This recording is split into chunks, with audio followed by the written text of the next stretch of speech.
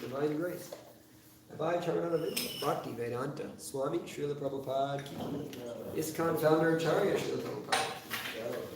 Om Vishnupad Paramahamsa Purivrajaka Acharya Soter Srimad is Divine Grace Srila Bhakti Siddhanta Saraswati Goswami Maharaj Prabhupada ki. Anandamani Vaishnava Vrinda ki. Acharya Srila Haridas Thakur ki. Prem Se Gaho Shri Krishna Chaitanya Prabhu Nityananda Shri Advaita Gadadhar Shri Vasadi Gaur Bhakta Vrinda ki. Shri Shri Radha Krishna Gopa Gopinath Shama Kunda Radha Kunda Giri Govardhan ki. Shri Vrindavan Dham ki. Shri Mayapur Navadvip Dham. Shri Chaitra Jagannath Puri Dham ki. Ganga Maya ki. Bhakti Devi Tulsi Maharani ki. Harinam Sankirtan Yagya ki. Hare Krishna Mahamantra ki. Grantaraj Srimad Bhagavatam ki. Gita Gaur Premanande. All glories to the assembled devotees. All glories to the assembled devotees.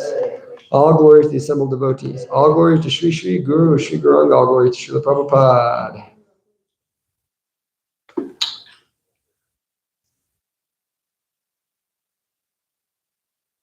Om Ajnana Tamarandasya Gyananjana Shalakaya Chakshun Militam Yena Tasmai Sri Gurue Namaha Shri Chaitanya Manobhistam Stapitam Yena Bhutale Swayam Rupa Kadamayam Dadati Swapadantikam Vandeyam Shri Guru Shri Yuttapadakamalam Shri Gurun Vaishnavamscha Shri Rupam Shagajatam Sahagana Raghunathanvitam Tam Sajivam Sadvaitam Savadutam Parijana Sahitam Krishna Chaitanya Devam Shri Radha Krishna Padan Sahagana Lalita Shri Vishakhanvitam Scha Hey Krishna Karuna Sindhu Dinabandhu Jagatpate Gopesha Gopaka Kandarada Kanta Namostite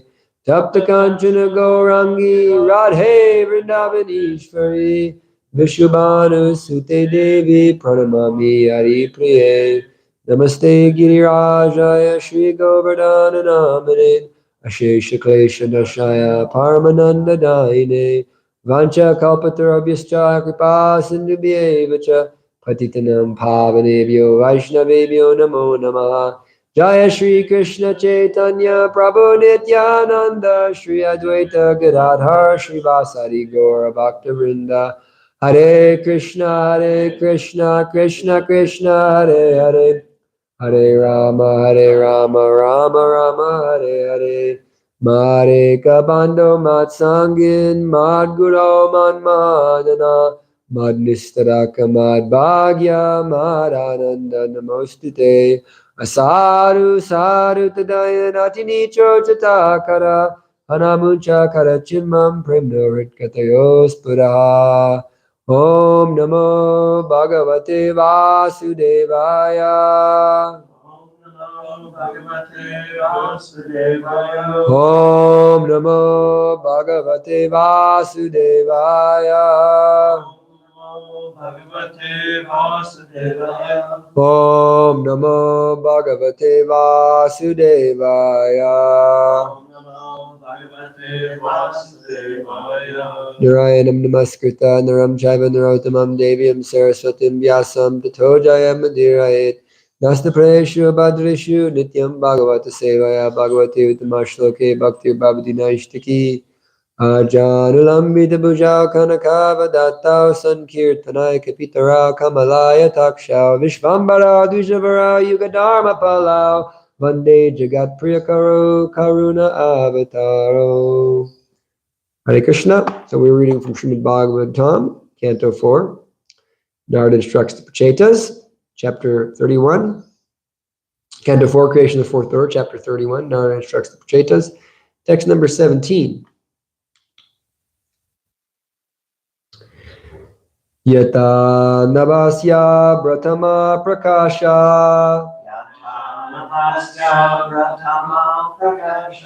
Bhavanti Bhupa Nabhavantyanu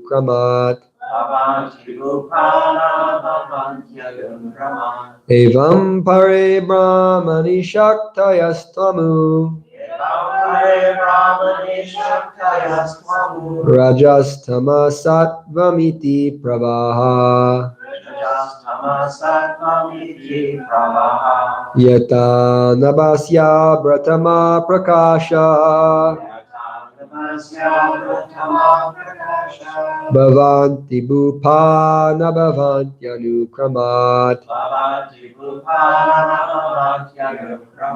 Evam Pare Brahmani Shaktayastvamu Rajastama Sattvamiti Pravaha Yata Nabasya Pratama Prakasha Bhavanti Bhupa Nabhavantyanu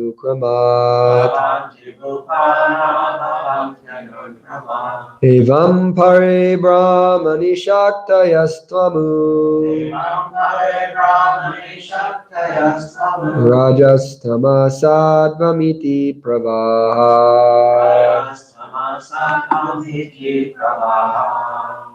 Yata Navasya Pratama Prakasha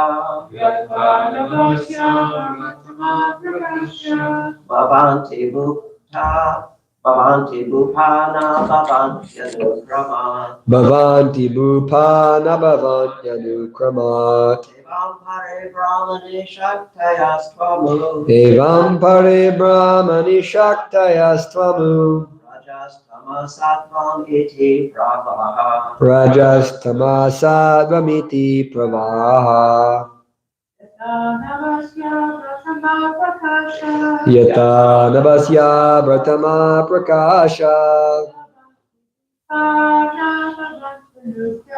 Bhavanti bhupa na bhavanti anukramat. Evam pare brahmani shaktayastvamu. Rajastamasattvamiti pravaha. Word for word. Yata, as. Namasi, in the sky. Abra, clouds. Tamaha, darkness. Prakashaha, and illumination. Bhavanti, exist. Bhupaha, O kings. Nabhavanti, do not appear. Anukramat, consecutively. Evam, thus. Pare, supreme. Brahmani, in the absolute. Shaktayaha, energies. To, then. Amuhu, those. Rajaha, passion. Tamaha, darkness. Sattvam, goodness. Iti, thus. Pravaha, sorry. Yeah, Pravaha. Translation. My dear kings, sometimes in the sky there are clouds. Sometimes there is darkness, and sometimes there is illumination. The appearance of all these takes place consecutively. Similarly, in the supreme absolute, the mode of passion, darkness, and goodness appear as consecutive energies. Sometimes they appear and sometimes they disappear. Please repeat. My dear kings, sometimes in the sky there are clouds. Sometimes there is darkness. And sometimes there is illumination. The appearance of all these takes place consecutively. Similarly, in the Supreme Absolute, the modes of passion, darkness, and goodness appear as consecutive energies. Sometimes they appear, and sometimes they disappear. So on purport. Darkness, illumination, and clouds sometimes appear and sometimes disappear. But even when they have disappeared, the potency is still there, always existing. In the sky, sometimes we see clouds, sometimes rainfall, and sometimes snow. Sometimes we see night, sometimes day, sometimes illumination, and sometimes darkness. All these exist due to the sun, but the sun is unaffected by all these changes. Similarly, although the Supreme Personality of Godhead is the original cause of the total cosmic manifestation, he is unaffected by material existence. This is confirmed in Bhagavad Gita 4.7. Bhumir apanalo vayu kammano buddhirevacha ahankara ityam me bina prakritir astara. Earth, water, fire, air, ether, mind, intelligence, and false ego. Altogether, these 8 comprise my separated material energies. Although the material or physical elements are the energy of the Supreme Personality of Godhead, they are separate. The Supreme Personality of Godhead is therefore not affected by material conditions. The Vedanta Sutra confirms, Janmadyasya yata, the creation, maintenance, and dissolution of the cosmic manifestation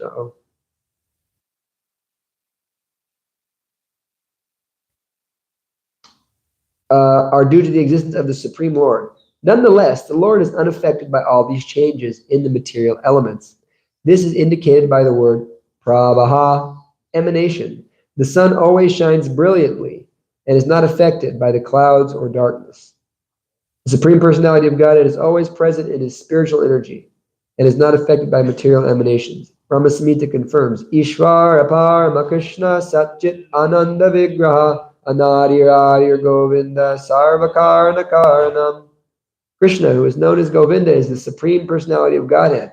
He has an eternal, blissful, spiritual body. He is the origin of all. He has no other origin. He is the prime cause of all causes. Although he is the supreme cause, the cause of all causes, he is still Parama, transcendental. And his form is Sat Chit Ananda, eternal spiritual bliss. Krishna is the shelter of everything. And this is the verdict of all scripture. Krishna is the remote cause, and material nature is the immediate cause of the cosmic manifestation. In Chaitanya Charitamrita, it is said that understanding Prakriti, or nature, to be the cause of everything is like understanding the nipples on the neck of a goat to be the cause of milk. Material nature is the immediate cause of the cosmic manifestation, but the original cause is Narayan, Krishna. Sometimes people think that the cause of an earthen pot is the earth. We see a potter's wheel, a sufficient amount of earth to produce many pots. And although unintelligent men will say that the earth on the wheel is the cause of the pot, those who are actually advanced will find that the original cause is the potter who supplies the earth and moves the wheel. Material nature may be helping factor in creation of this cosmic manifestation, but it is not the ultimate cause. In Bhagavad Gita, the Lord therefore says, Maya dakshena prakriti suyate sacharacharam. You just quote half the verse. Thank you. This material nature is working under my direction, O son of Kunti, and producing all moving and non-moving beings. Supreme Lord casts his glance over material energy, and his glance agitates the three modes of nature. Creation then takes place. The conclusion is that nature is not the cause of the material manifestation. Supreme Lord is the cause of all causes. Hare Krishna, everybody. Go ahead and merry Hare Krishna Christmas. I know I did. Welcome, Viju, Bhagavatam class. It's your name, right? Yes. Okay, good. She just conducted it. Oh, nice.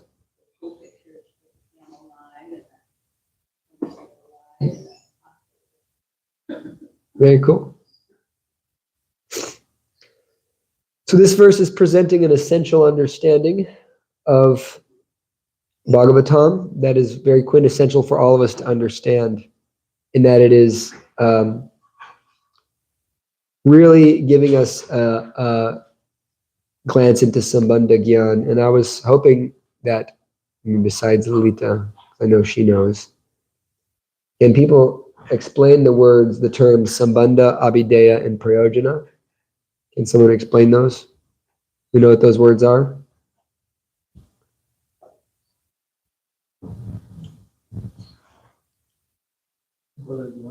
Sambandha Gyan, Abhideya Gyan, and Prayojana Gyan. Isn't one of them like intellectual knowledge, one of them practical wisdom? That's Jnana and Vijnana. Alita?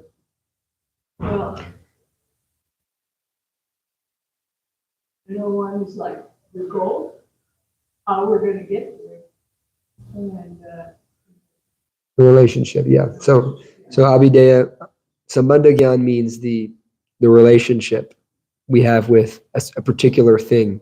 So in any stages of learning, we should also establish these things. And this applies for everything, but it especially applies for God. So first you establish your Sambandha. What is our relationship? What is my relationship with this object?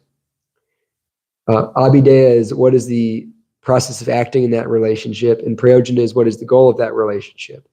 So our acharyas focus on these three terms a lot in their commentaries in terms of, for instance, the Bhagavad Gita Chatra Sloki. The reason it's considered the Chatra Sloki is because the Chatra Sloki covers these three stages of knowledge. Aham sarvasya prabhavo matta sarvapravartate iti matva bhajante mam buddha bhava sananvitaha. Krishna explains, I am the source of both material and spiritual worlds. Everything emanates from me. The wise who perfectly know this worship me with all their hearts. So this is considered Sambandha Gyan. What is that Sambandha Gyan? Krishna is the source of everything. Everything emanates from him. The wise who know this worship me. This is the Sambandha. Our acharyas explain. The Abhideya is Tesham satatam yuktanam bhajatam priti purvakam dadami buddhi yogam tam yedamam upayantite. What is this Tesham satatam yuktanam? Constantly engaging in my service, I give the understanding by which they can come to me. Those who are constantly engaged in my service, I from within their heart enlighten them. So this is the process of sambandha, abhideya. How do we act in that? And also the machchitta, verse slipped my mind in Sanskrit, but Krishna says, my devotees are always dwelling in me, and I'm dwelling in them, and their thoughts are always in me, and they derive great satisfaction and pleasure from always speaking about me and enlightening each other about me. This is also the process of bhakti yoga, correct? What is the process of bhakti yoga? We're talking about Krishna, and we're thinking of Krishna, and we're associating with devotees. So this is considered abhideya. How do we act in that relationship? And then prayojana, the goal is I dwelling within their hearts, destroy the darkness of ignorance with the shining lamp of knowledge. So Krishna destroys the ignorance. And all that ignorance to the highest level means one has achieved Krishna prema.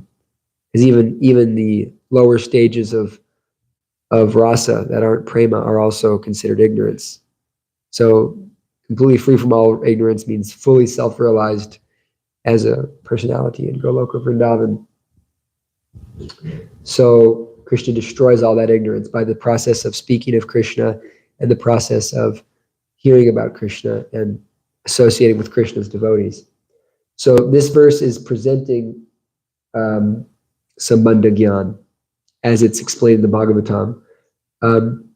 It's a standard Sambandha Gyan verse because it's expressing Krishna's position as beyond both cause and effect. And so the Chaturshloki Bhagavatam, which are considered the 4 essential verses of Bhagavatam, and our acharyas spend a lot of time, especially Krishnadas Kaviraj and the Chaitanya Charitamrita, spend a lot of time focusing on these verses because these verses are considered that important. And Vishwanath Chakravarti Thakur has huge purports. And Srila Prabhupada's, I think his biggest purport in the whole Bhagavatam is on 2933. Yeah, 2933. It's the biggest purport. It's like 6-7 pages. And so Krishna is speaking to Brahma. Brahma is going to create the universe, and after Brahma finishes his penances, Krishna appears to him and he begins to speak the Bhagavatam. And this is the original Bhagavatam as it was first spoken, and so this is considered the essence of the Bhagavatam. He says, Aham sameva gre nanyad yat sadasat param pashtihad yat etachcha yo vaishasheta sosmyaham. This verse is describing that. O Brahma, Krishna is saying, O Brahma, it is I who existed before the creation. It is I who maintains everything in the creation. And after annihilation, only I will remain. And so the essence here, and Prabhupada translates it in different ways in different places.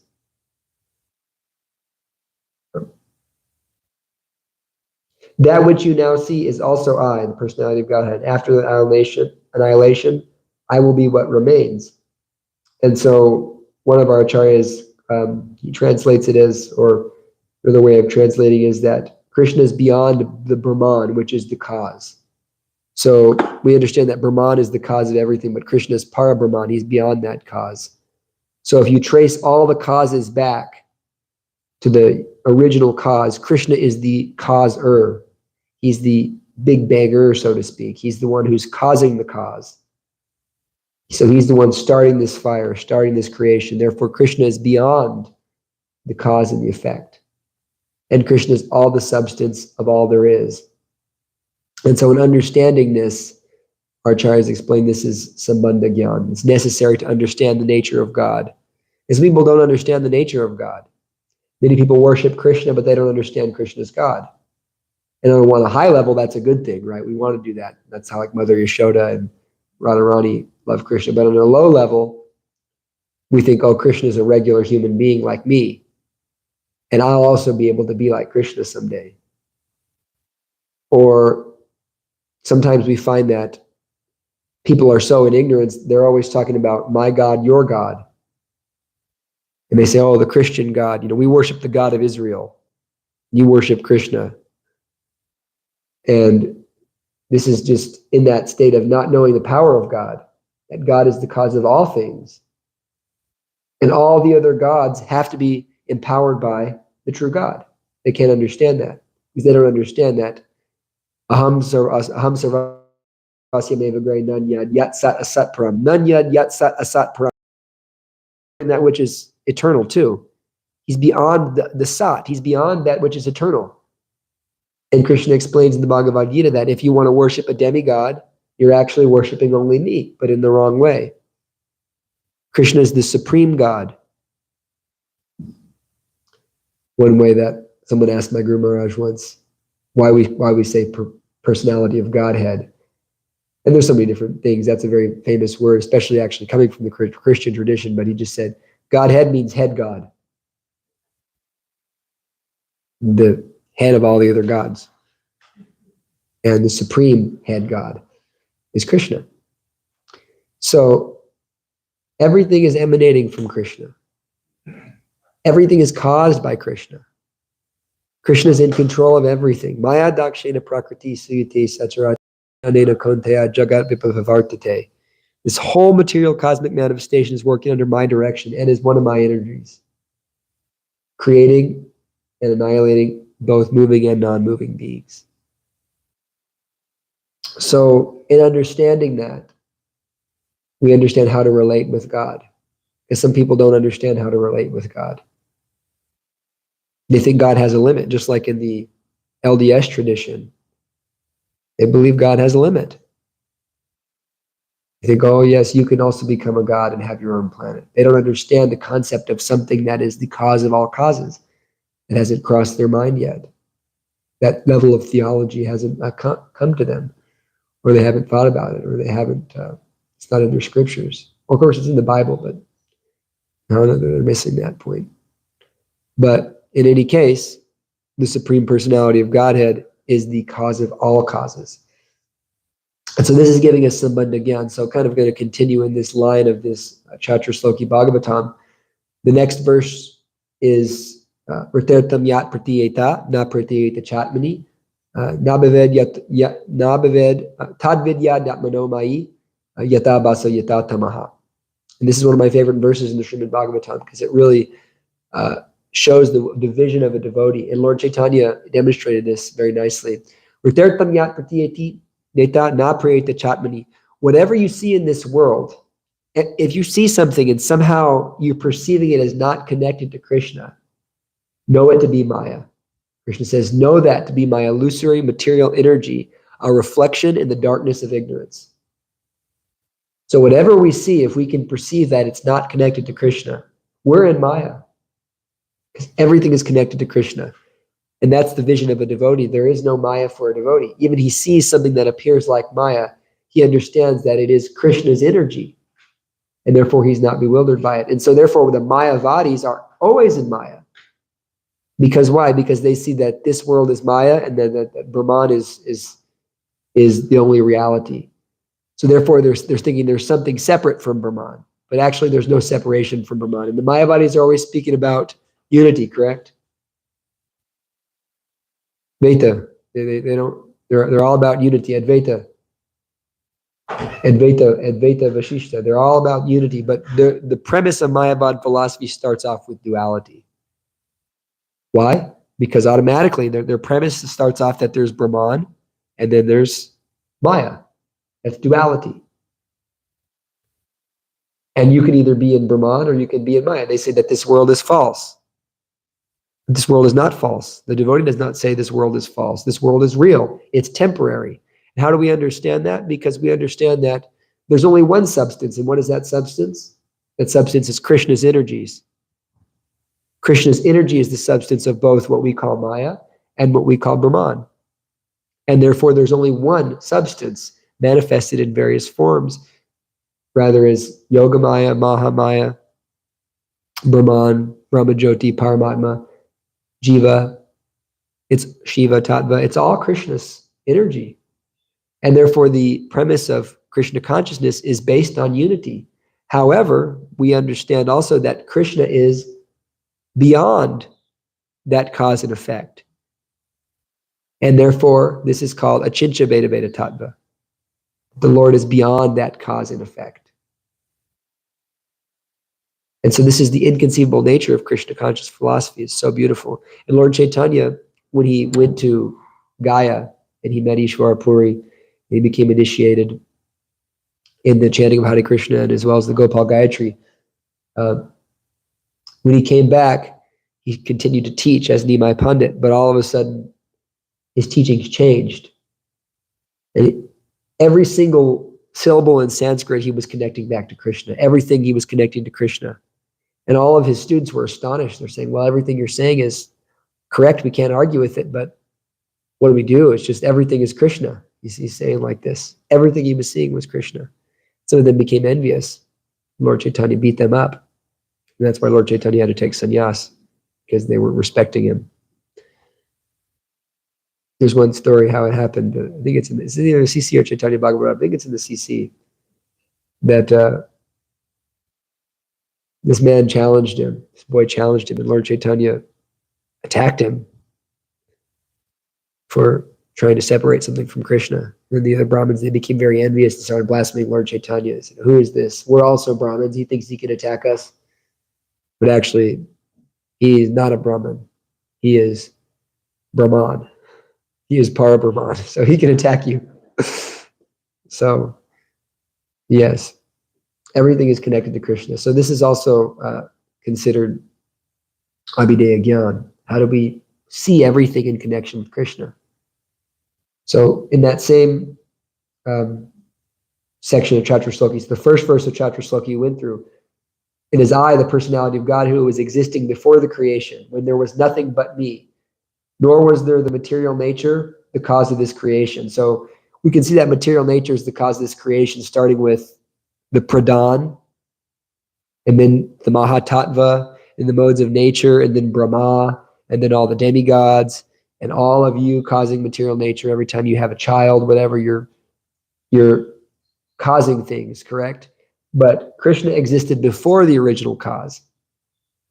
And there was nothing but him at one point. That which you see now is also I. And after annihilation, all that will be is me. And he says, O Brahma, whatever appears to be of any value, if it is without relation to me, it has no reality. Know it as my illusory energy, that reflection which appears to be in darkness. So this verse is considered prayojana. This next verse here, sorry. This next verse is considered the prayojana gyan.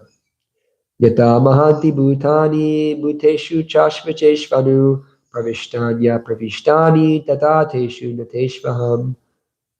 O Brahma, please know that the universal elements enter into the cosmos and at the same time do not enter into the cosmos. Similarly, I myself also exist within everything created. At the same time, I am outside of everything. So this is kind of, it can be a little confusing in a sense. Why is this prayojana? Because this is the vision of a pure devotee. He can understand and see that Krishna is inside everything and at the same time not in everything. And in this way, the devotee can access that feeling of separation while at the same time understanding he's with Krishna. And Krishna always kind of brings this point up when he's speaking to his devotees, even the gopis. And this is what Uddhava told them also when the gopis were asking, when will we see Krishna again? Krishna told them this at the Rasa dance. And Krishna also said this to the wives of the Brahmins, Dvijapatnis, that you're never separated from me. This is the above Maya vision, the vision of being beyond Maya. I myself exist within everything created, and at the same time, I'm outside of everything. So the devotee begins to see the vision of Krishna everywhere. Krishna is in everything. And therefore, he doesn't feel separation from Krishna. Although it appears he's feeling separation from Krishna, that separation from Krishna is union with Krishna. We see that example in the gopis, and that in the primest example also in Sri Chaitanya Mahaprabhu. The gopis were going through the forest and they were seeing everything reminding them of Krishna. They're asking the trees where Krishna's at. They're asking the jackals where Krishna's at. Radharani's seeing the bee with the pollen, and he's thinking, oh, this bee was on Krishna. And, all these things that Radharani says. And Lord Chaitanya also, he would see a river and he would say, this is the Yamuna. He would see a hill. He would say, this is Govardhan Hill. He would see a cloud and he would see, this is Krishna. So he's seeing Krishna everywhere. And Krishna is in everything. And so the devotee develops this vision. And the process for developing that division is the Abhideya also, which is in this next verse here.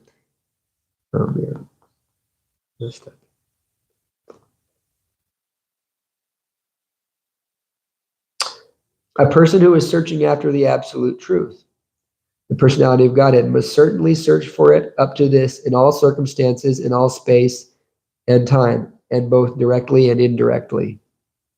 So this is the process of Abhideya. A person who's searching for Krishna, the absolute truth, must certainly search for it up to this in all circumstances, in all space, and all time, both directly and indirectly. So this is the vision we're trying to cultivate. I'm seeing Krishna everywhere. Indirectly, that this is Krishna's energy. This is Krishna himself. But this is Krishna's energy.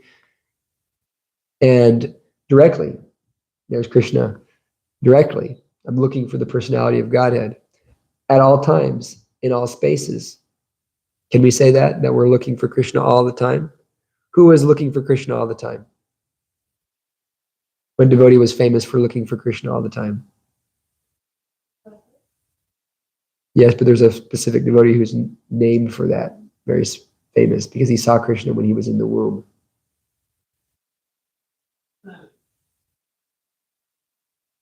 Parikshit Maharaj. Yeah, Parikshit Maharaj was always looking for Krishna. Because why? Because Ashwatthama threw the Brahmastra at the womb of Uttara, and Uttara prayed to Krishna. She said, Krishna, Krishna, help me, save me, please save my baby. And it was very, very powerful prayer. I love those prayers. I memorized them at some point. Uttara's prayers of protection. They're really wonderful prayers to memorize if you're ever in a pinch. If you ever get a nuclear bomb thrown at you, you can say those prayers. Especially when you're in the womb. So that's what Parikshit needs to. Ask Mother Sandamani. It needs something like that. And always looking, forgetting the details.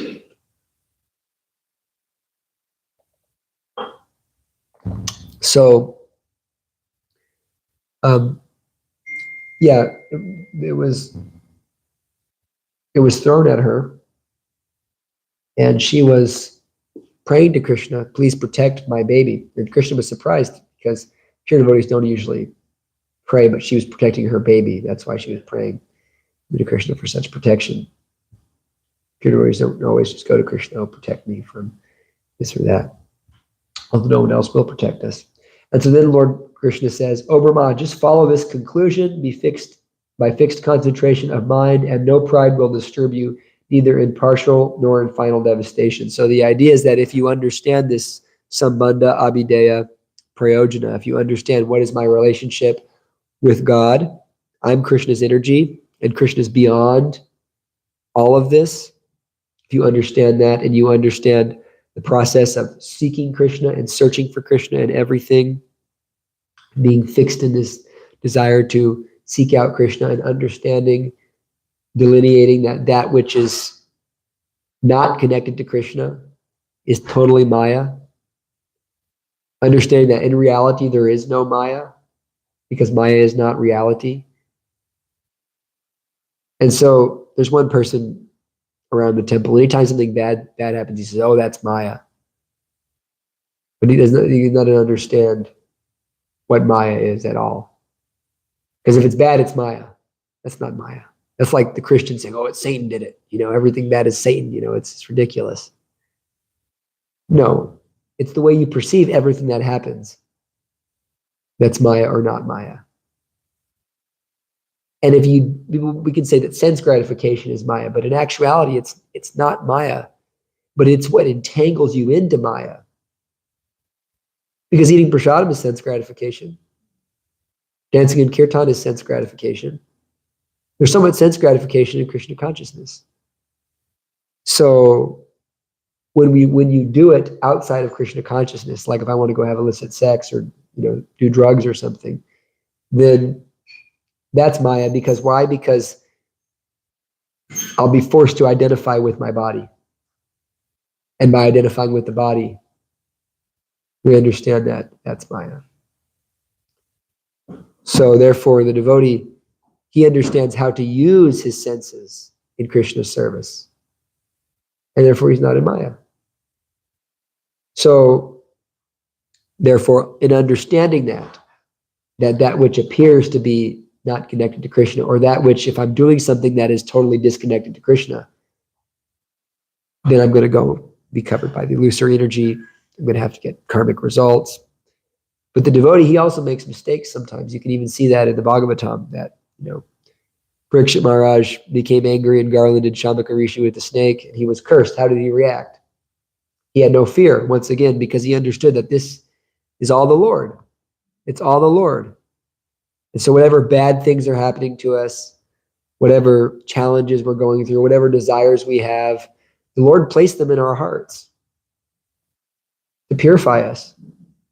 We can have all kinds of material desires. What do? We just keep serving Krishna, because the Lord put those material desires there. It's all coming from Krishna. And so we have to see that. We have to see it in that way. And in this way, we are always seeking Krishna. And then that vision develops that everything is Krishna. Vasudevam Sarvamiti, everything is Krishna. Krishna is inside everything, and yet Krishna is outside of everything. And therefore, Krishna says to Brahma, he says, just follow this conclusion by fixed concentration of mind, and no pride will disturb you, neither in the partial nor in the final devastation. So no pride will disturb you. One who sees the supersoul equally situated in the hearts of all living beings no longer degrades himself by his mind. Therefore, we don't have to degrade ourselves and say, oh, I'm so fallen, I'm so this, I'm so that. Pretend to be humble. If you actually genuinely are humble, you don't have to advertise it.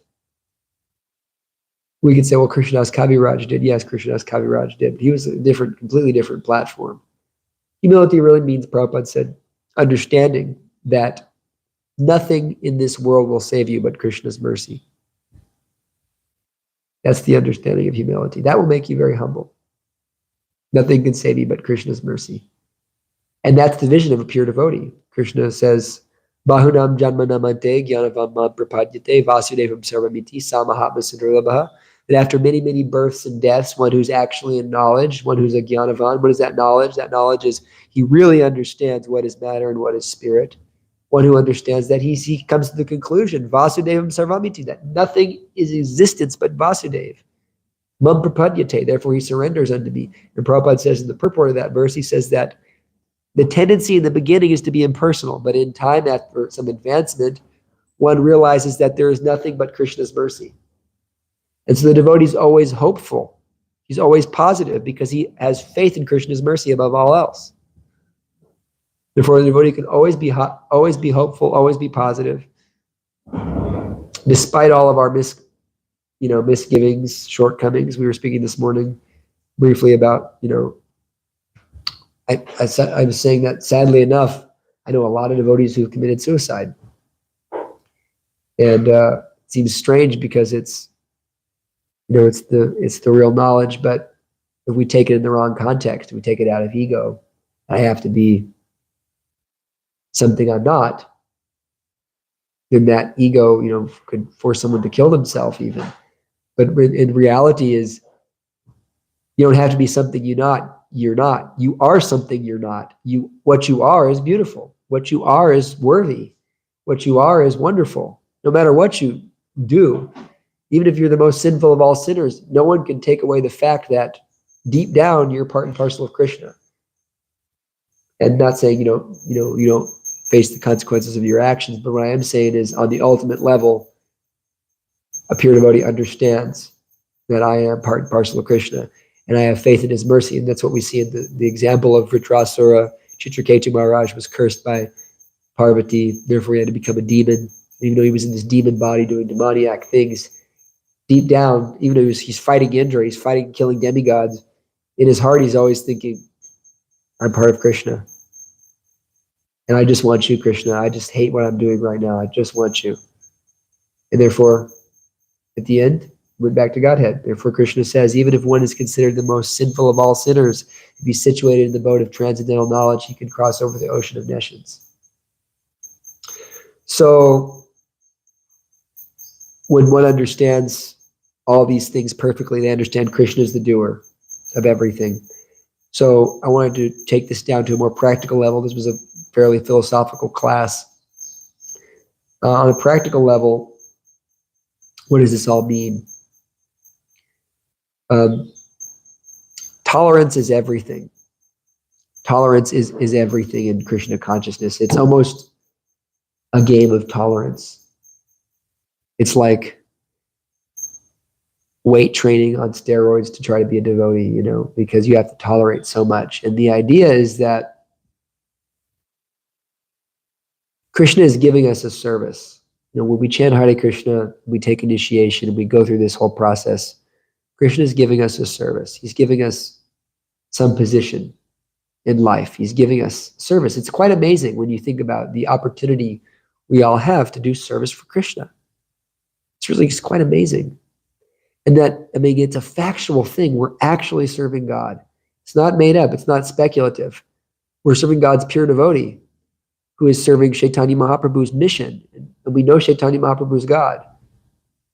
And so when you serve Chaitanya Mahaprabhu and Chaitanya Mahaprabhu's devotees, and this movement, which is spreading that knowledge of Krishna all over the world, which is Lord Chaitanya's mission, when someone gives you that opportunity, that is a factual, genuine, transcendental service. And, I think we can understand, we don't know how we come to this position so much of the time. Like when I came into the temple, I had no intention of becoming a brahmachari. I had zero intention of, I didn't even think it was possible for me to follow four regulative principles at a certain point. I remember praying to Krishna and saying, I'll never be able to chant 16 rounds, and I'll never be able to follow four regulative principles, but I really like your devotees, so let me just have a life where I can just be around the temple and hear some kirtans, And then Krishna, he has a different plan. And sometimes we think, do I even want this? But that doesn't matter. Do I want this or not? That's a stupid question to ask in devotional service. We find that we've come to our own battle of Kurukshetra. We've come to our own question of, I have my service to do. I have my duty in front of me. What will I do? Will I give up? Will I make a plan and change? I don't like this, so I'm going to change it. Or will I realize that this is what Krishna has given me? And who am I to know what's good for me? I always pray to Krishna like that. I'm like a child who doesn't know what's good for me. Leave it up to my own devices. Like a child, you give, I think, where was it? Oh, I forgot. Somehow there's some story, some kid, like, left to their own, they like eat a whole cake, eat all this candy, It's like I took Radha and Megha to the store, and they were like, I was like, okay, you can get something. They like, next thing you know, they like piled on like 7 chocolate bars, I was like, I don't know if you're allowed to eat 7 chocolate bars. You ask your dad, all these snacks. And I was thinking, this is like a child, nature, child, So we don't know what's good for us. But the parents usually say, no, you've had enough ice cream or chocolate or candy or whatever. So in this way, we should think of ourselves that way. I don't know what's good for me. And so you've given me this service of being whatever I am, whatever service I have, you've given it to me. And therefore, if you want me to do something else, which I may want, I have, this material desire and I want to serve you in this way. But if you don't want me to serve you in that way, who am I to go and try to make a plan and waste my energy? I have full faith that you will give me everything I need. You'll make all the changes necessary. You'll do everything you need to do to bring me to the point you want me to be. I have full faith in that. And as much as it may be painful, it's better to tolerate and to continue. And we may find, and in my life, I find that, I'm a horrible brahmachari, and I'm a horrible, so many things.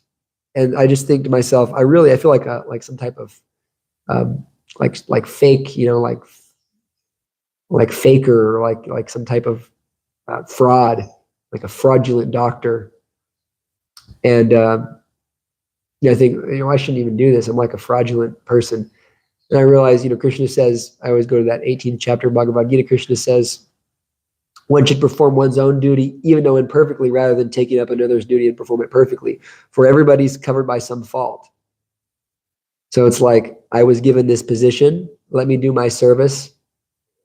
And, my meager attempt to try to love Krishna and offer it to Krishna, hopefully it'll be reciprocated. And I have faith that he will give me everything I need to be successful in loving him in that goal of life. And you kind of have to surrender to that fact sometimes, because you can see, especially I think brahmachari life, you start to see all the opportunities are slimming out, as age comes on and things are, and you have to have faith that, my goal is not, money and sense gratification and what the so-called happy life is. My goal is you. And I know that you'll provide for me whatever I need. You'll make all necessary changes in course of time. And that's the test. That's the tolerance. Krishna will give us service. And that's what the ultimate thing at the time of death is that at the time of death, it's just a change of service. Krishna is going to change our service. And so we don't want to cultivate attachment to,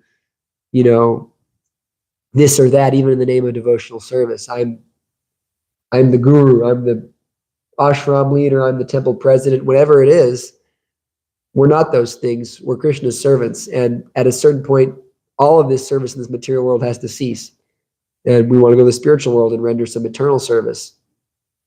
So we're attached not to the work, but to Krishna himself and to his service.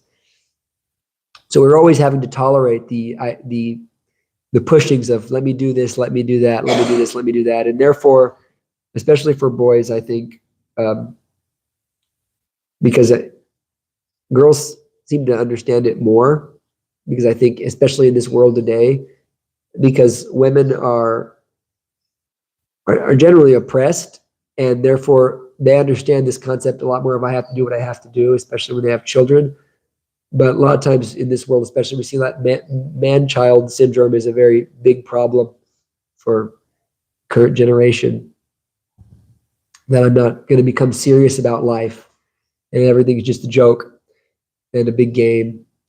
And we find that families are falling apart because of it, and people are becoming wimps. And the idea, I think, is that we have to have a principle-based life. What is a principle-based life? It means if your principle is survival, you're going to end up like Kamsa. That's Kamsa's principle, survival. I'm scared that I'm going to be killed by Krishna, which you will be killed by Krishna, I can promise you that. And therefore, I'm going to act.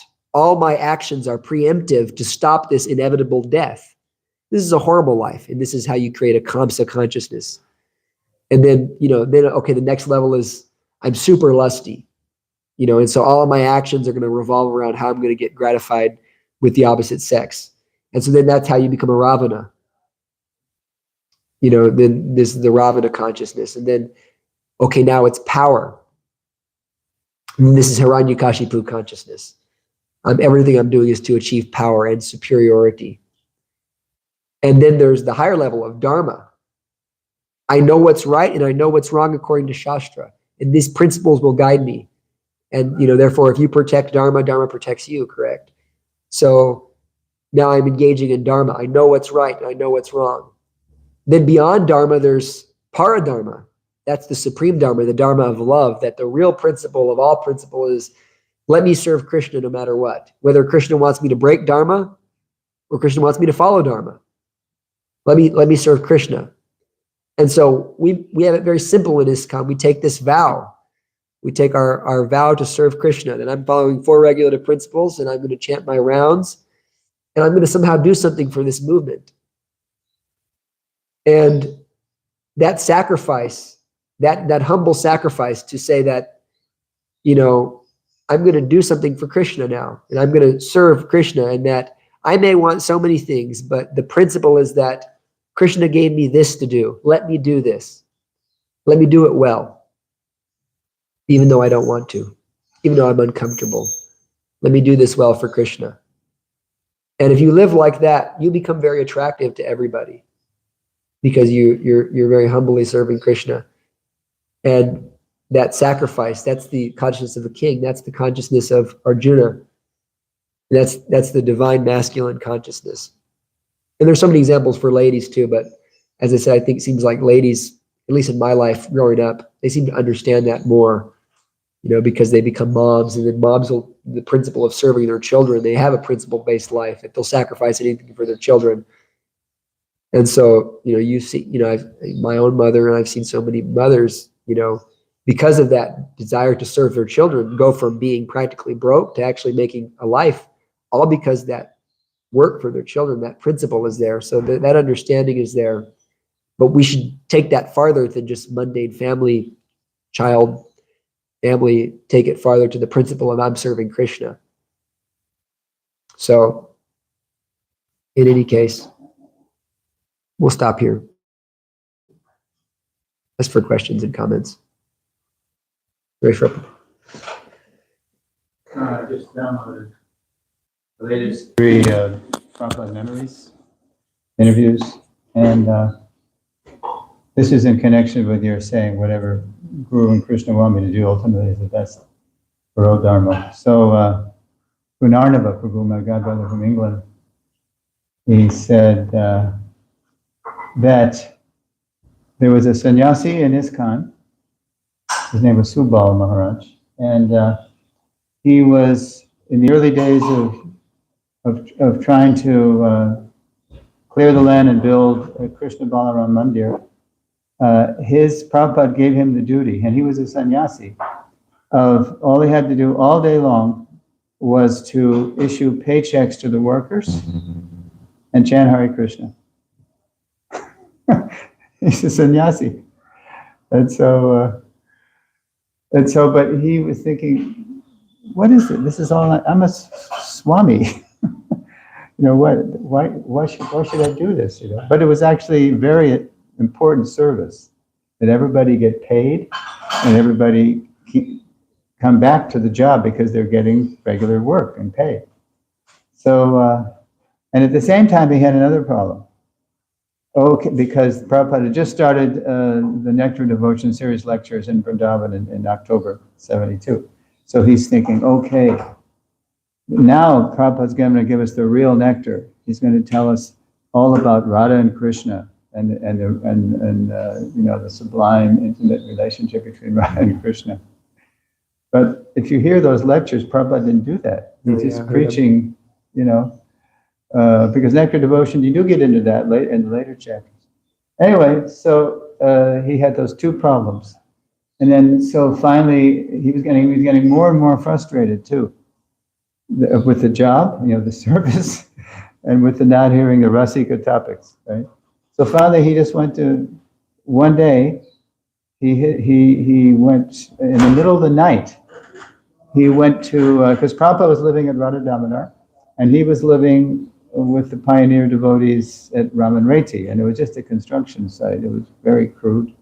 So in the middle of the night, Gunarnava said he saw Subal Maharaj get up, and he said, and he was in full sannyas regalia in the middle of the night, and he said, and so he woke Gunarnava up, and Gunarnava said, "Where are you going, Maharaj?"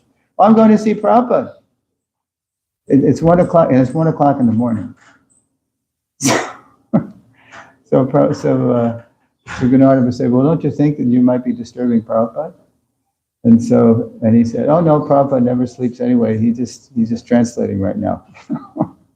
So he goes all the way he takes a tanga all the way to a rickshaw all the way to Sevakunj, Radha Damodar temple. And then Prabhupada hears somebody outside his room, and sure enough, Prabhupada was translating. So Prabhupada said, "Who is there?" "Oh, it's your Subal Swami, Prabhupada." So he said, "Oh, come on in. He thought he was going to have some nice exchange. And then all he hears from Subal is these complaints. Prabhupada, all day long, all I do is sit there and issue checks for these workers, and they're not even devotees. And then I'm hearing your Nectar Devotion lectures, and I was thinking, well, I'll be satisfied when Prabhupada starts talking about Radha and Krishna." And Prabhupada just looks at him. He just can't believe what he's hearing, right? He's just looking at him. He's looking.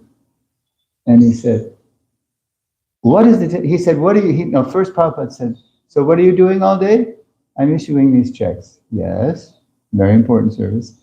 And then, are you following the 4 regulative principles? Are you chanting your 16 rounds? Yes, I'm chanting my round, trying to chant my rounds, while I'm issuing the checks. But it's kind of disturbing. The Prabhupada said, what is the difficulty? As Prabhupada would always say, what is the difficulty? You have your service, and you're chanting Hare Krishna, your life is perfect. Your life is perfect. What is not perfect about your life? He just challenges Subal, right?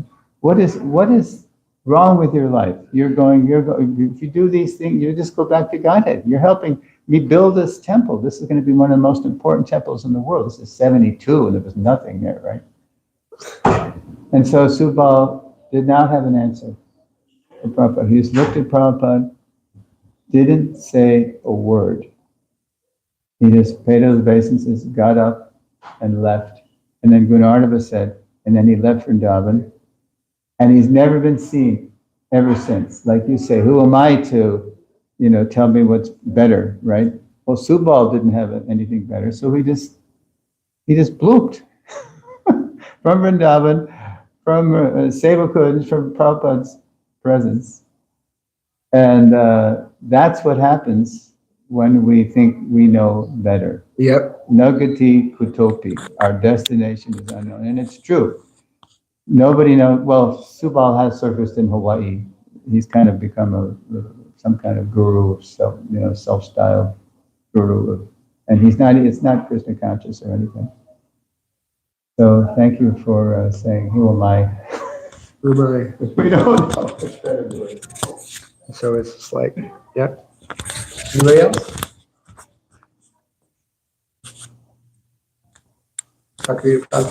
Blake has something. Oh.